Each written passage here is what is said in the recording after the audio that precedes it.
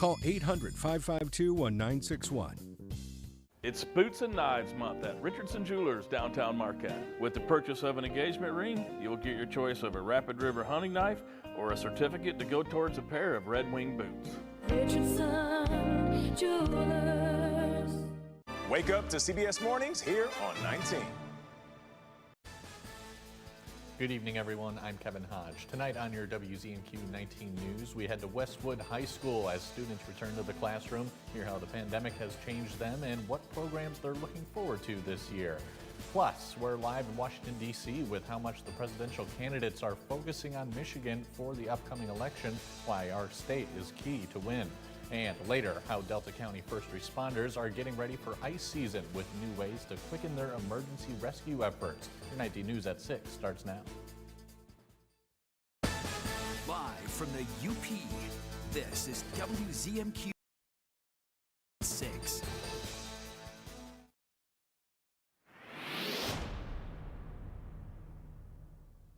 And football has begun, and you can feel it with these temperatures. I feel like we won't be getting very many more warm days this year. Wow, your predictions, they're looking pretty good, Kevin. I will go over that temp outlook as we get further into the newscast here, definitely after the break. Right now, we've got around 69 degrees down in Manistee. Gorgeous sunset happening over there, but heads up, those waters quite hazardous this evening as there's a moderate swim risk. Tomorrow, it's not looking any better, actually. Our winds right now primarily coming out of the south-southwest, which means it's a little bit warmer, but we are definitely going to be dropping down in temps. I'll go over that after the break. All right, thank you, Aaron. 2 people from out of state are dead and another seriously injured after a single vehicle crash in Iron County late Sunday night. The Iron County Sheriff's Department got a call just before midnight for a rollover crash on Gibbs City Road near Iron Lake Road. Deputies found the car rolled over in a ditch. A 72-year-old female passenger from Pennsylvania was extricated and taken to Aspirus Iron River before being airlifted to Aspirus Wausau with serious injuries. The 77-year-old male driver from Pennsylvania and a 72-year-old female passenger from California were pronounced dead at the scene. Investigators believe the driver failed to negotiate a curve, which led to the crash. All occupants were wearing seatbelts. The crash remains under investigation, but alcohol is not believed to have played a factor. And it's back to school for most kids in the UP. Marquette and Nice Community Schools both started classes today. Our John Truitt stopped by Westwood High School and has this report. As the bell rings, summer is officially over for these students at Westwood High School. I spoke to Nice Community Schools Superintendent Brian DeAugustine about the academic year ahead and some of the programs he's most proud of. We try our best to make sure that every student who wants to participate in our athletic programs can, and we find a way to make sure that their fees are covered. All of these students have been affected by COVID-19 in some way. And as the pandemic crisis is waning, the lingering after effects are still challenging for the students as well as the teachers. School counselor Maria Young explains. I think we're kind of at the cusp of a time where we're moving away from some of the little hang-ups that we were having as far as academics go, especially. I think we're moving towards a time where we're beginning to treat academics a bit more like we did before. One trend that is emerging and becoming ever more popular is the CTE curriculum, learning skilled trades in high school and entering the workforce immediately upon graduation. We have students who walk across the Westwood High School graduation stage and walk straight into their career in career and technical education. So it works out really well, and we're very proud of the work we do here. And as with other academic pursuits, CTE students also have latent consequences from COVID. A lot of students just aren't ready because they lost so much of their childhood from the craziness that we had to navigate with COVID. In West Ishpeming, John Truitt, WZMQ 19 News.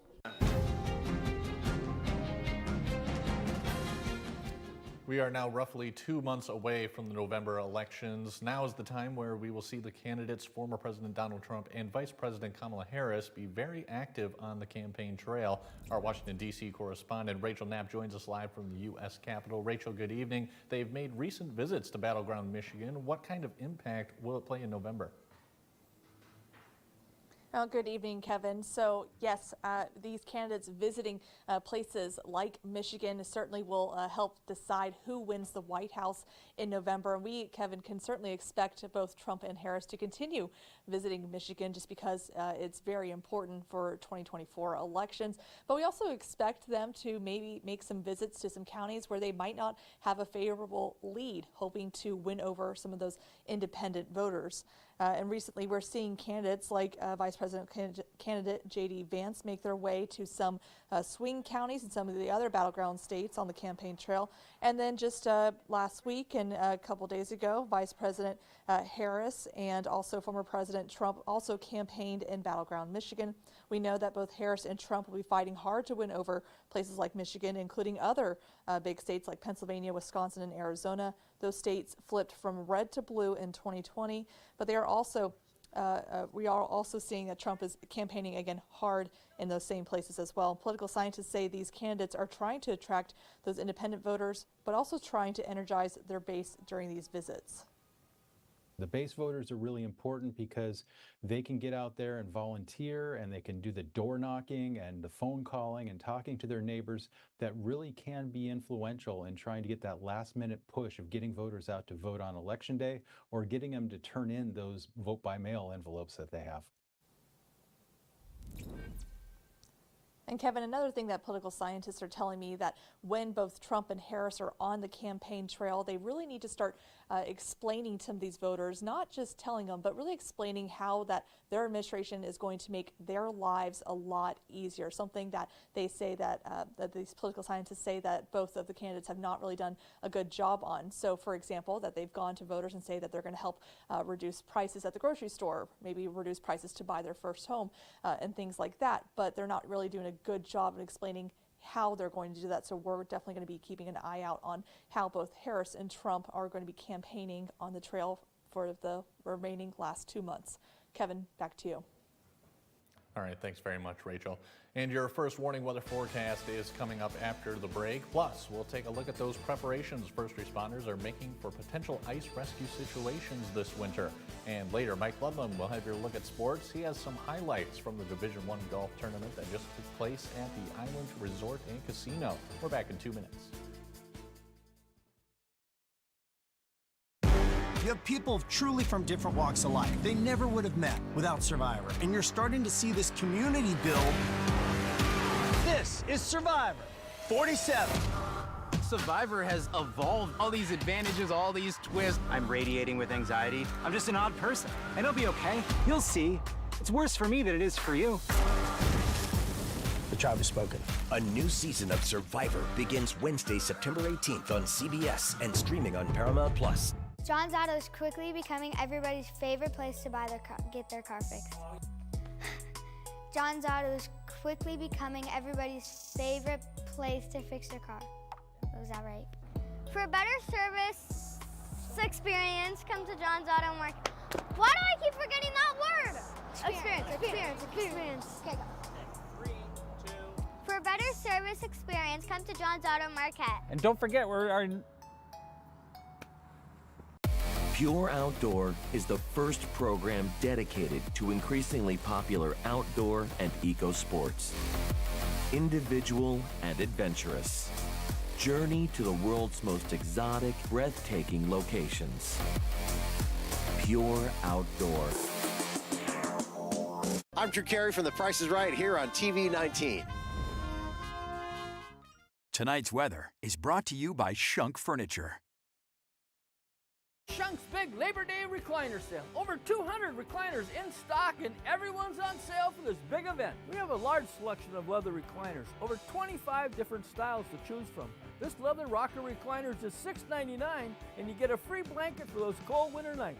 Our selection of fabric recliners are even greater. All the latest styles, sizes, and colors are here, and the recliners start at just $2.79. And we have a large selection of power and power lift recliners for you to try. Shop Shunk's of Marquette today.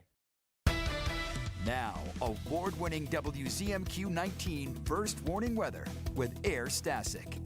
At the moment, we've got some clear skies down there in Escanaba. A little bit shaky because it's a little bit breezy, my friends. Temperatures right now in the 70s. We will see those temperatures tomorrow as well, but then we're going to be dipping down. It is, after all, meteorological fall that actually started on the 1st of September. The rest of us will probably celebrate, though, on the 22nd. Taking a look, we've got moderate swim risks for Lake Michigan, especially South Schoolcraft County, so down by Manistee. That's going to continue tomorrow when we're going to have a high risk for those rip currents as well as dangerous waves. So the best idea is to just view from maybe your car parked safely in a parking lot if you are going to go down to the beach, because you definitely do not want to be contending with any rip currents. So take a look here at our temperature outlook. Are climbing up the cliff. We'll see close to 85 possibly tomorrow. We've got breezy conditions as well. Those are going to continue on Thursday when we're expecting some cloudier skies. And yes, showers are returning. And those temps, look at that, 65 to 75. We're going to dip down even further on Friday. Those of you that aren't ready for it, this is your chance to prepare. Get those vests out, your shawls, quilts, what have you, because it's going to get a little bit chilly. Here's a look at what we're expecting tonight. We've got some 50s out there, 60 here in Marquette, or 61 will be our low. As we get into those later hours, we're going to see those gusts really kick up here in Marquette around 11 o'clock this evening. Continuing into tomorrow, we're looking at around 64 degrees, maybe there by 5 a.m. So if you're an early riser, it's going to be a little bit brisk. Breezy conditions, mostly clear skies though tonight. And although we are in the view line for the aurora, it's looking like it's going to be a little bit further north, most likely in Canada, to see that beautiful display. However, some of you do get very lucky on these nights. Here's a look at what we're expecting with max wind gusts on Tuesday, around 25 for Eagle Harbor, my friends. Batten down the hatches for your Wednesday, or go fly a kite, because those speeds are going to be around 30 miles an hour. Again, we're expecting a lot of sunshine tomorrow and warm temperatures. Take advantage of that. Get that vitamin D, because it is going to be a little bit chillier, like we just looked at that mountain climber later on this week. To start your Wednesday school day, we're looking at temperatures 55 to 65. There are some chances of muggy moments in the afternoon, more so as the school day is ending around 3 p.m. For some of us. Here's a look here in Marquette. We could have a very light muggy moment tomorrow, and then Thursday it's going to spike up a little bit, but then we're going to cruise on down and be in that cooler, comfy range. Like I mentioned, get those vests out. We're looking at some rainy conditions on Thursday, possible thunderstorms maybe around 5 p.m. I will show you what that looks like coming up in 15 minutes. All right, thanks, Air. And last winter was a mild one for the UP, leading to a high number of ice rescues on Little Bay de Noc in Delta County. WZMQ's Escanaba reporter Lily Simmons tells us how the local first responders are hoping to get to those in danger faster this year.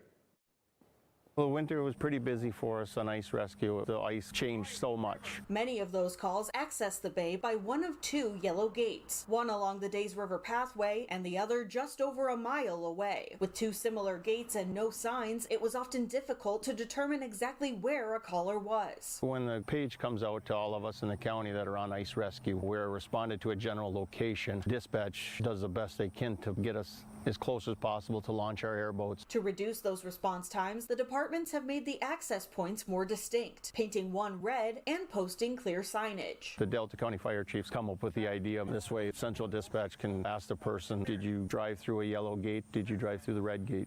Is the sign at the water a red gate or yellow gate? Masonville Township Fire and EMS asked several organizations to help with the project, and they all eagerly agreed. Billerud Paper Mill, Northern Machining and Repair in Escanaba, they donated the monies to help fund the signs and the paint. The Road Commission donated the signposts, put the signs in on the road for us. Sign Up Graphics helped with the cost of the signs. Pro Towing from Rapid River put the signs in down by the water here. Ideally, first responders are hoping for strong ice on Little Bay de Noc this winter, but in the event of an emergency, the boost in response time this project is designed to provide could make all the difference for someone on the ice. At the end of the day, all of us in emergency response for Delta County are trying to make this place a little safer if we can for our residents and for people that vacation here. That's our goal, is try to make it safer. Lily Simmons, WZMQ 19 News, Gladstone.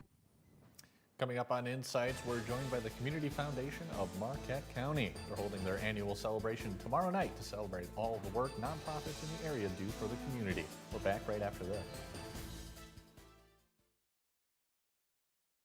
Looking for your next level in real estate? Look no further than Next Home Superior Living. Stephanie's not just any realtor. She's energetic, talented, equipped with the latest technology, and decades of experience to serve you better.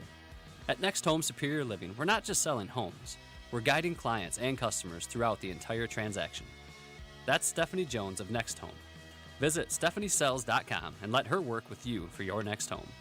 Don't settle for ordinary. Choose Next Home Superior Living for your extraordinary real estate journey. If you're living with diabetes,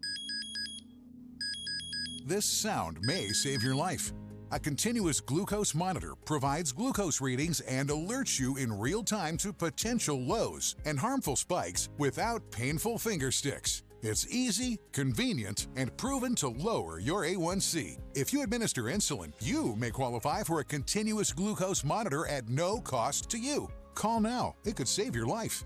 Just call 800-232-3614. This new GCM technology immediately eliminates your pain and helps you make better diabetes treatment decisions. That means no more guessing. It's easy to see your glucose number any time of the day. Call now and get free shipping. Plus, we'll bill your insurance company for you. Satisfaction guaranteed. Don't wait until it's too late. Take control of your diabetes now.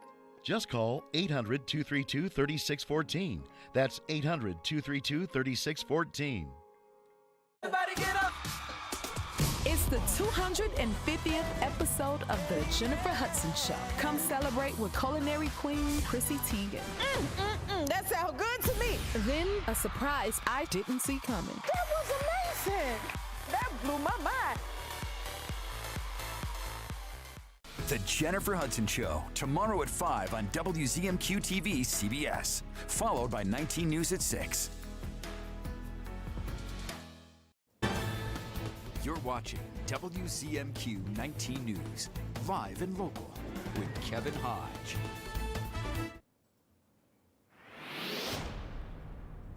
Welcome back, everyone. Tomorrow evening, a handful of nonprofits and individuals across Marquette County will be given special recognition. The Community Foundation of Marquette County's annual Celebration and Catalyst Awards highlights those organizations and people who are making a positive impact on those around them. And joining us tonight is the CEO of the Community Foundation of Marquette County, Zoja Eppen-Steiner.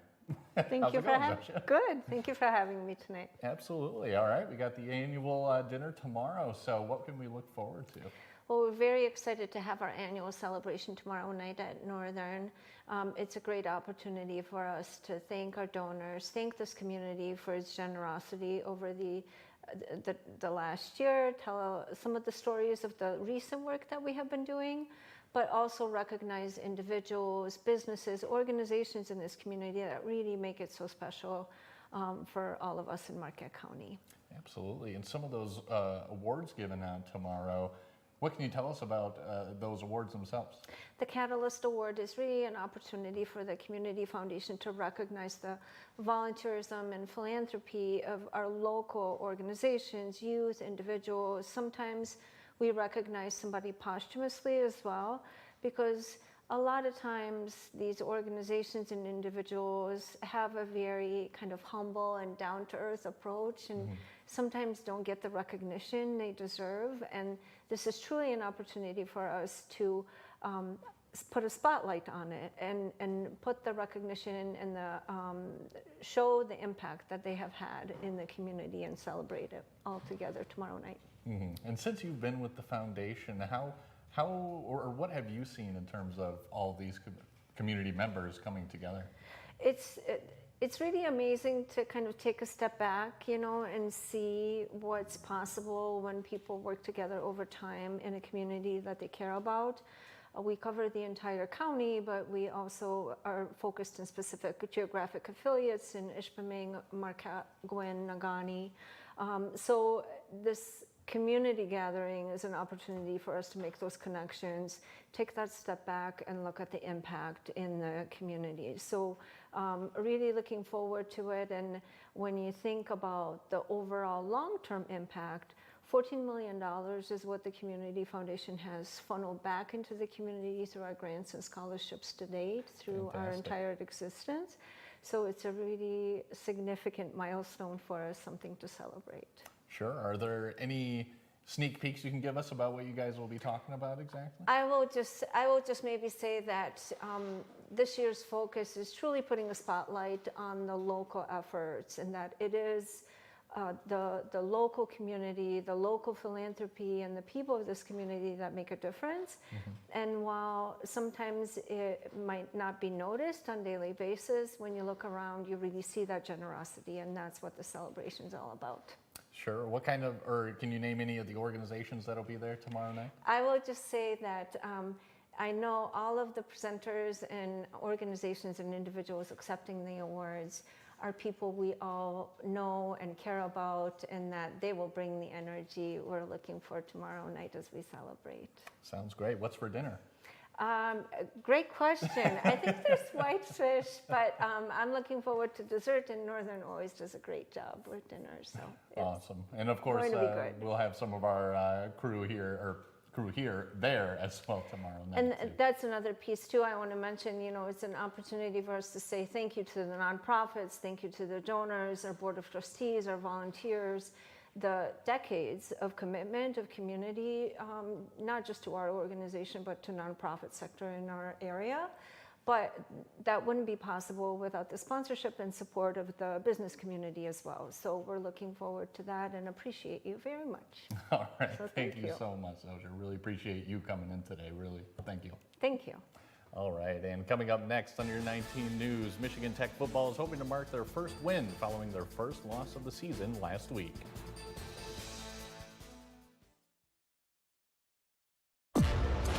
What makes our team work so damn well together?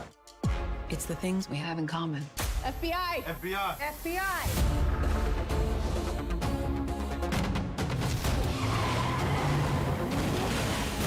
Let's all take a deep breath.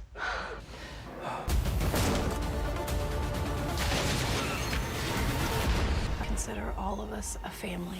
The FBI's return October 15th, part of CBS Premiere Week on CBS. Shop Kirkish Furniture Amish Furniture Sale now through September 7th. Find heirloom quality craftsmanship from trusted brands and save 40% on all in-stock and special order Amish furniture, plus free local delivery. The Amish Furniture Sale going on now in Houghton. Here's a few things I believe. Middle-class families, like the one I grew up in, they want common sense solutions. You want lower prices and lower taxes. I believe you want to just not get by, but you want to get ahead. We must create an opportunity economy where everyone has a chance to get a car loan, buy a home, start a business. But most of all, that instead of being focused on the politics of the past, we need to be thinking about the future. I'm Kamala Harris, and I approve this message. Home for CBS is WZMQ 19.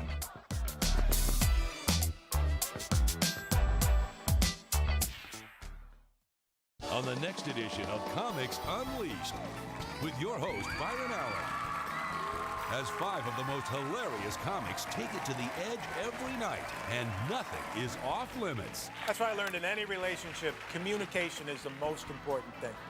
Yeah. The more you can avoid it, the better you'll do. Just avoid it altogether. Comics Unleashed. Weekdays on WZMQ CBS. He's a mind reader. On WZMQ CBS. Good evening, everyone. The Michigan Tech football team tries to bounce back after a 19-13 overtime loss at Bemidji State last Thursday. The Huskies host South Dakota Mines this Thursday. The Hard Rockers, as they are called, opened their season at home with a 35-6 loss to Colorado State Pueblo last Thursday. Tech head coach Dan Metlack says his defense did pretty well against the 25th-ranked Beavers. The offense was fine when quarterback Alex Freeze had time to throw the football. When he has time, Metlack knows the receiving corps will make the plays. I have said for a long time, our wide receiver group right now is as talented and as deep as we've been. In order for those guys to go do what they're going to do, you got to be able to run the football. You got to be able to stay ahead of the chains. We had way too many penalties that put us behind the sticks. They're taking a 2-day trip to get here, starting fast, whether that be special teams, offense, or defense. That's important for the entire football team. You know, I'm confident that we will show up on Thursday night and play this with the same intensity and physicality we did last weekend. Kickoff from Curley Stadium at Sherman Field Thursday at 6 o'clock. NMU also returns to action Thursday at Kentucky Wesleyan. That game is set to begin at 7 o'clock Eastern Time. 12 Division I men's golf teams converged at the Sage Run Golf Course in Harris for the 54-hole Island Resort Intercollegiate. We'll start on the 14th hole in yesterday's final round, a 251-yard par 3. Here's South Dakota State's Bryson Mercier of North Central High School. His birdie try fades to his right. He would tap in for par. Mercier finished in the top half of the 72-player field, tied for 35th at 5 over par 221. His teammate coming up here, Ty Kretz of Marinette, with his tee shot, and that one looks pretty darn good, about 4 or 5 feet away, and Kretz rolled in the birdie putt. He finished in a tie for 15th place at 1 under par, 215. We'll take the camera over to the 9th hole, a 554-yard par 5. Purdue's Kentaro Nanayama is putting for eagle. Good line, good speed coming up here. He's going to end up just a few inches away. Nanayama would tap in for birdie from there. He was in a 6-way tie for 9th place at 2 under par, 214. In the next group, Boise State's Luke Cushman was the leader heading into the final round. His chance for an eagle did not reach the cup. Tapping for birdie, Cushman ended in 3rd place at 7 under par, 211. A quick cameo for St. Mary's College of California's Avery Lazarski. He was also in a tie for 15th at 1 under 215. We move to the 18th hole, a 616-yard par 5. It's University of Michigan's R.J. Aron with a nice chip. He would make par. He was another part of that tie for 15th at 1 under. In the next group, Michigan's Hunter Thompson had the best finish for the Maize and Blue. The senior from Calgary, Alberta, tied for 6th with a 4 under par 212. He tapped in for birdie on the 18th. Now we'll take a look at the final results. And the Big Ten is represented well as Purdue won the trophy with a total team score of 18 under par. Boise State was second at 5 under. Then St. Mary's of California 4 under. Georgia was 4th. Michigan was 5th at 1 over par. And the host, South Dakota State, at 22 over par in 10th place. Individually, Braden O'Grady of Virginia Commonwealth and Chase Haygood of Central Florida tied for the honors at 8 under par. I don't know about Central Florida's coach, but he didn't have Haygood in his top 5 of the lineup. Yeah, I'm puzzled too. Cushman was 3rd, then Buck Brumlow of Georgia and Lucas DeTartier of Central Florida were tied for 4th place. Meanwhile, the Central Michigan University women's golf season is underway. Chippewas finished 3rd out of 14 teams at their Agaming Invitational in Keewaydin, Michigan. Bradley won the team title, followed by Bowling Green, Central Michigan, and Western Michigan. Central freshman Ella Zanetta finished 2nd individually, falling short in a 5-hole playoff. Negauni's Rachel Niskanen was tied for 19th with a score of 233.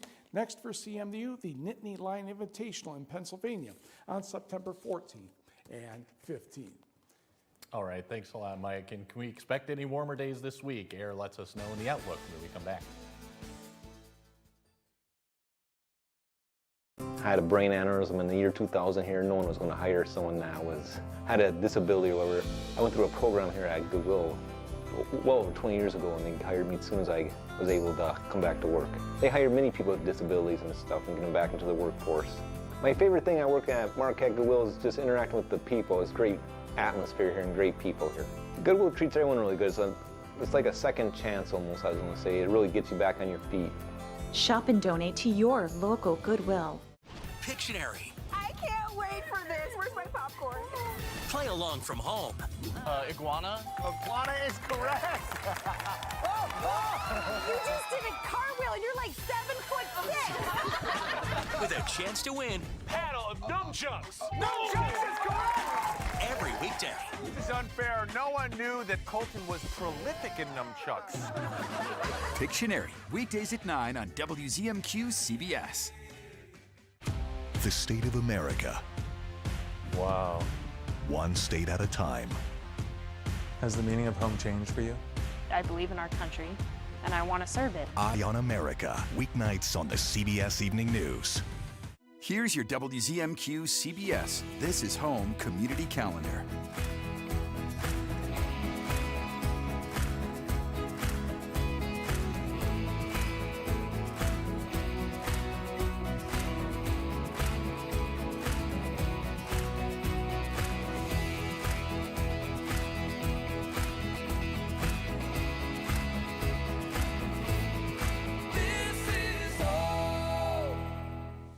It's Boots and Knives Month at Richardson Jewelers, downtown Marquette. With the purchase of an engagement ring, you'll get your choice of a Rapid River hunting knife or a certificate to go towards a pair of Red Wing boots.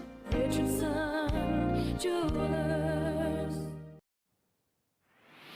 Mostly clear skies tonight, and we'll expect those temperatures to be in the 60s. We'll expect a lot of sunshine on our Wednesday. Temperatures around 75 to 85 degrees. And then those rain showers could be starting early in the morning here, 5 a.m. before they extend further to the central locations mid-morning, and then just traveling across the UP throughout the day. 7-day in Escanaba will drop down on 906 day. All right, thanks, Aaron. That's all we have for now. We'll see you later tonight.